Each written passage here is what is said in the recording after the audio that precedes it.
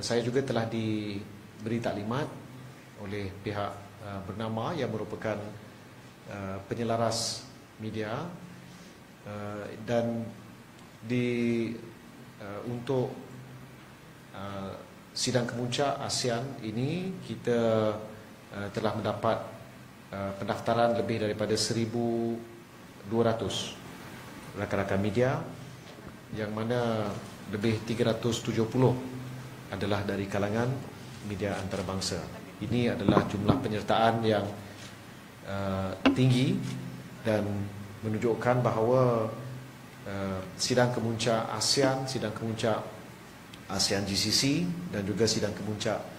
ASEAN GCC China ini amat dinanti-nantikan dan akan menjadi akan dilaporkan oleh pelbagai